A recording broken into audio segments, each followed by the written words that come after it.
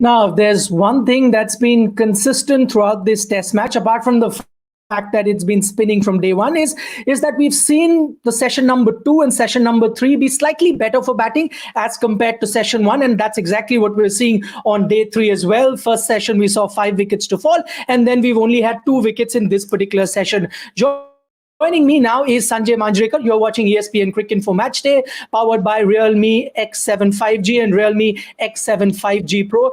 Sanjay, you spoke about, when we were discussing what is to come about in these next 2 sessions, and one point of discussion was that it might just get easier for batting. You're of the opinion that the pitch may not change much from what we see in session 1 to session 2. What really transpired then? Then is it just a superior batting skills on display?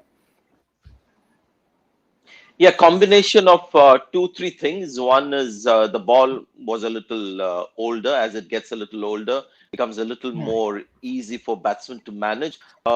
Second, obviously, as we said in the morning, that pitch will get better, but only slightly better.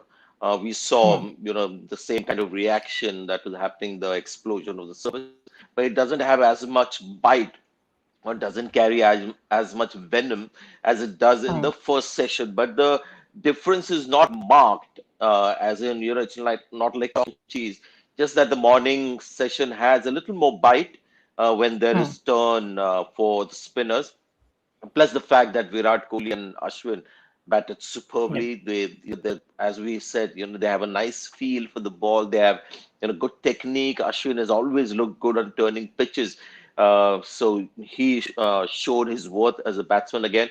Dropped twice, that also helped, but it was also a combination of some good batting, the pitch being a little slightly better, and the ball being softer. Okay, on that subject of Ravichandran Ashwin, he's on 68 not out at the moment, and we did see glimpses of Ashwin of old with the bat in Australia too. I understand different conditions to what we saw in Australia to here, but clearly that confidence that he may have gained in Australia is carrying it here too.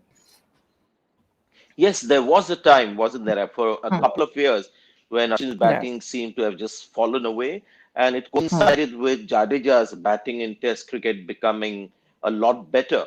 And as a result, Jadeja also started batting ahead of him, and that enabled Jadeja to even better his batting numbers. I mean, his batting numbers in recent times in Test matches for Jadeja have been phenomenal, and Ashwin had just completely faded away. It's good to see that that belief and the hunger to get runs is back, because he's always had the talent. And one just got the impression that as his numbers sort of went down and Jadeja started batting before him, I'm not connecting that as the only reason, just a little coincidence. But good to see that the hunger has come back for him to score runs, because the talent has always been there.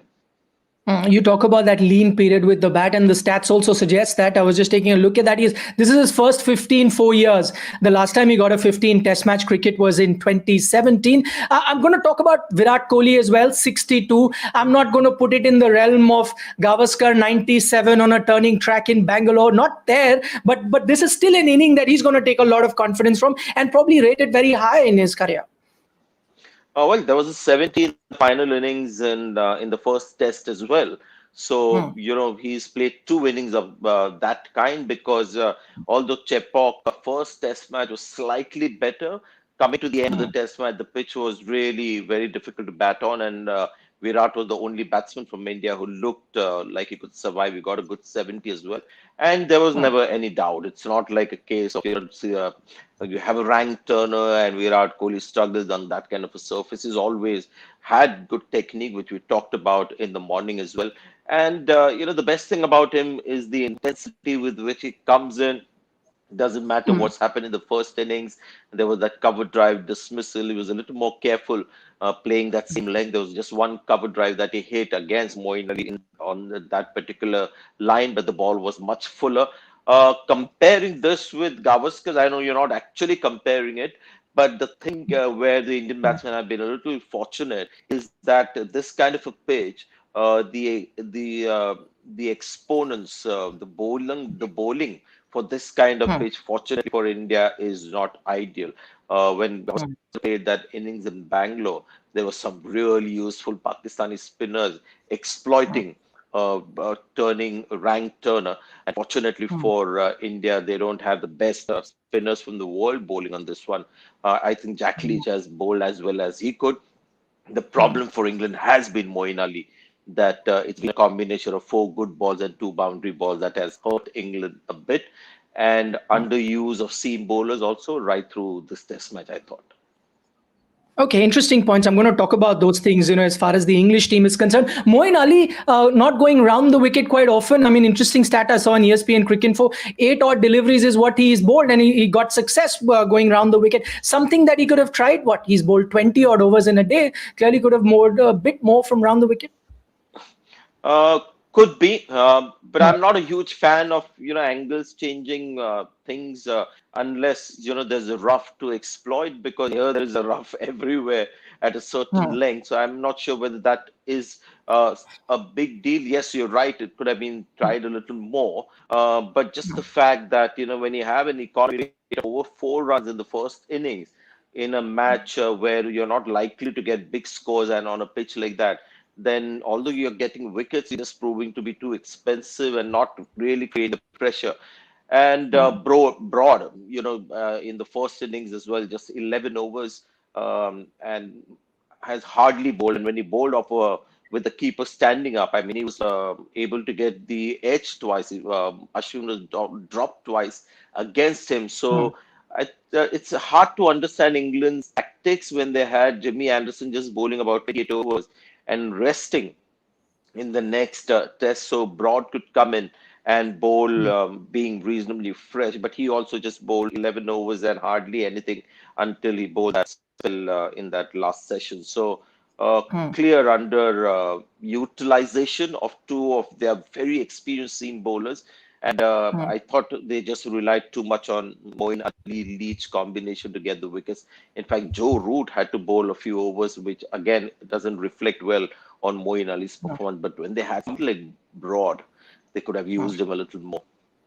Oh, yeah, that's right. 8 overs just for Stuart Broad. And we saw those 2 overs that he bowled just before the lunch break was taken. He did look very threatening, and yet you only gave him 6 odd overs in this session. Just staying with Stuart Broad at the moment, you talk about the keeper standing up. His pace was a bit low. I know that he can bowl well ahead of 130 kilometers per hour, but was a bit low, primarily because the keeper was standing up, and had he increased that pace, chances of that uncertain area where the bounce of the ball is there, you might pick up some wickets. I'm just transported back to that 87 game you were talking about. Kapil Dev, I remember, picked up a few wickets with those seam bowling tactics that he had. Similar something, I'm not comparing Broad and Kapil, but similar sort of tactics, a bit quicker there. Yes, I think that's where England have missed a trick. I thought tactically they were brilliant in the last test. But again, when you see Jimmy Anderson just bowling 27 overs, just get the impression that English cricket, or maybe Joe Root, they're just not that keen to push Broad and Anderson too much. Clearly, in this test match, Stuart Broad has been underused. It's not like he's bowled and has been knocked, especially in the second inning. So I hope in that last session they give him more of the bowling. To answer your question about the reduction of speed, has a lot to do when you have the keeper standing up. Automatically you sort of drop your pace a little bit. But he induced the edge twice, bowling those leg cutters that he did. So yes, Broad and Anderson. I've just not understood the logic of them not being pushed to their limit, considering that they're not anyway playing each and every game. The one thing that you mentioned, I remember at the end of day 2 as well, was why was Ravichandran so effective is because there was no leeway when it came to other bowlers. The support cast really stepping up, and there are no easy deliveries on offer, no easy bowler on offer. You think that's one area too which has allowed India to pile up these many runs? There have been a few easy balls on offer, easy overs on offer for the Indian batsmen. Yes, and unfortunately, Moeen Ali will have to take much of that blame. It's not a good word, but yes, because when you have a look at the kind of pitch that we had, and then you have a spinner getting more than 100 runs away in a score of a 320, an economy rate of over 4 runs, and England virtually had no choice but to go to Moeen Ali, because there were 4 good balls that he bowled and he was getting wickets, which meant that they couldn't also keep him off the attack for too long. So that's where India have been very fortunate to have somebody like Ashwin who was getting wickets, but at the same time not proving to be too expensive. South Africa also, when they were here the last time, not the last trip, the one before that, when they had Imran Tahir amongst them. Imran Tahir was their main spinner. And clearly the pitch had a lot of help for him and he was getting the odd wicket, but just was proving to be a little expensive, wasn't able to bowl as accurately to some good Indian batsmen. And, when runs are at a premium, you can't afford to keep bowling a spinner because he's getting a wicket. But if he's conceding more than 3.5, 4 runs and over, it doesn't quite help when wickets come at a cost. In hindsight, you reckon England might think of why didn't they play that third spinner? Because you get Moeen Ali for best into the team. That gives you good batting. But Moeen Ali batting at number 8 is a waste. I don't know. I'm just thinking out of the box. Dan Lawrence probably goes out and then you have batting till 7 in Moeen Ali. That allows a best to come in and that allows England to play 3 spinners. See, how useful Dom Best would have been on a pitch like this, because we keep talking about the speed. We saw Kuldeep Yadav, although he didn't bowl as much, not being as effective as an Akshar Patel or Ashwin. So Akshar Patel is going to be a real handful, and I think India found a nice third spinner in similar conditions. They keep getting these kind of pitches. So I would have maybe gone in with an extra seamer, considering that Ben Stokes isn't bowling at all. That's another mystery that I don't understand. If Ben Stokes wasn't going to be bowling, then they should have surely gone with an extra spinner and they could have afforded to drop somebody like a Lawrence, as you mentioned, or maybe an Ollie Pope, because they've got enough batting down there. And considering that, Ben Foakes is pretty adept at batting in these conditions, an extra bowler for sure. And not playing a spinner for the sake of playing spinner, because Australia wouldn't get too carried away. When they had a turning pitch in India, if you remember that match where Michael Clarke got 6 wickets for 9 runs, they didn't play an extra spinner. They still had their quality fast bowlers bowling and trying to make the most of the pitch, which was similar to a sandpaper at the Wankhede Stadium. So maybe selection mistake, considering that Stokes hasn't bowled at all, or wasn't supposed to bowl as much. Ben Foakes has been outstanding. You had high praise for him in the show that we did earlier at lunchtime. And this is just an afterthought that I had, that someone like Foakes, and I understand that England has this rotation policy because they believe they've got a capable player in replacing the player that's currently playing. But in Ben Foakes, they clearly have, if not the best, one of the best wicket keepers in the world. Just to see him whenever, as and when they get into that rotation policy, for a keeper as good as him to be sitting out, that'd be a travesty. I understand rotation policy like India have done with Bumrah, who plays all 3 formats and has played a lot of cricket, bowled 36 overs in the first innings. So it was very sensible of them to rest him, and they had a pretty decent replacement in Mohammad Siraj, being fresh and suited for the kind of conditions that we have. But Butler going back and Ben Foakes, who's not your busiest player, brought in, and Butler is going to come back later. So they take their rotation policy a little, I think, to the extreme. And there was a clear case in this match. I talked about it even before the match began, that there was a clear case for Jimmy Anderson to play because they had hardly bowled much. 27, 28 overs in the first test match, rest before that, 3 days break in between. And he could have just carried that form in. And we've seen that Broad has not been as equipped style-wise and bowling-wise to exploit these conditions. So, but England have their own way, and when it comes to conserving and not protecting players, but just handling player management, I think they take it a bit to the next level, I think. Just staying with this particular innings and with the subject of Foakes, would you like to see him bat a little higher up in the order when England come out to chase? I'm not sure because I think the number that he came, you have Ben Stokes batting at number 5, then you've got Ollie Pope coming in at number 6. So, Foakes was what, 7 or 8?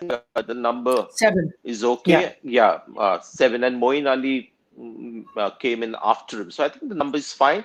And Ollie Pope, to be fair, has also, showed some spark. He's shown the willingness to stay there and looks like it doesn't look like fish out of water when he's batting on those kind of pitches. So I think things are okay. When they look back at this game, only a couple of things will cry out if they go on to lose this. is one, they being one bowler short, and the fact that one of the spinners proved to be a little more expensive and not accurate enough to keep the pressure that's expected on a pitch like this. And during the lunchtime show, we asked this question, have India got enough? That was the time that India were leading by 351 runs. Now it's 416. I don't know what question to pose to you. Should I say, have India got more than enough? Well, India should keep batting. And I'm Yeah. just taking a sneak at what's happening. Yes, England is out there in the field, so no surprise tea time declaration. India will come out to bat, and why should they declare? Yeah. There's plenty of time left. The original me. I'm trying to unlearn and trying to change. And Nikhil, with what's happening these days in Test cricket, you would think this is more than enough, But who knows? Strange things are happening these days in Yeah. Test cricket. But to answer your question, this looks like it's more than enough. But